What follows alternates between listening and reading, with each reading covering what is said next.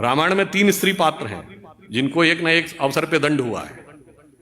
मंथरा, जिसको शत्रुघ्न ने लात मारी थी, सूर्पणखा, जिसके लक्ष्मण ने नाक कान काटे थे, और ताड़का, जिसका राम ने वध किया था।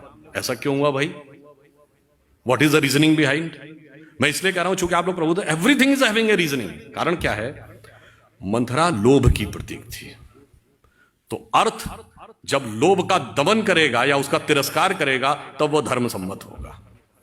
सूर्पणखा वासना की प्रतीक थी, तो काम जब वासना को विद्रूप करने में सफल होगा तब वह धर्म के साथ होगा। और ताड़का अहंकार और शक्ति की प्रतीक थी, उसका तो साक्षात संहार ही होगा और वह धर्म ही करेगा। इसीलिए आपने शायद कभी ध्यान न दिया हो, राम रावण का संघर्ष होता है तो रावण के 10 ही सिर क्यों थे? 5 या 15 क्यों नहीं? 20 या 25 क्यों नहीं? और एक सिर कटता था, दूसरा काहे उगाता था? उसका कारण यह है। और अगर रावण के 10 सिर थे तो रावण का नाम दशानन क्यों था? 10 मुख वाला। उसको 10 शीश, 10 ग्रीव, 10 कंधर, दशोदर कुछ भी कह सकते थे।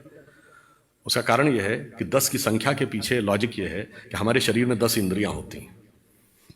दशानन यानी 10 इंद्रियों की बहिर्मुखी पिपासा, the extrovert tendency of all the 10 senses. और जब भगवान एक सर काटते थे दूसरा उगाता था, इसका मतलब किसी इंद्रिय की एक इच्छा पूरी करिए, immediately it gets replaced by other, even God can not stop it.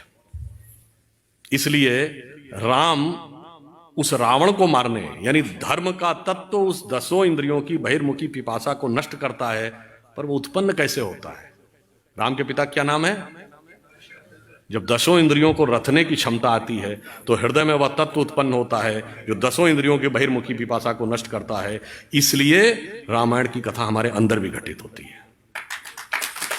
तो मैंने सिर्फ इसलिए थोड़ा विषयांतर में जाके आपसे कहा कि राष्ट्र के विकास की पताका हो या हमारे अंदरूनी अनुसंधान की पताका, दोनों में राम जन्मभूमि का एक इंपॉर्टेंट महत्व है।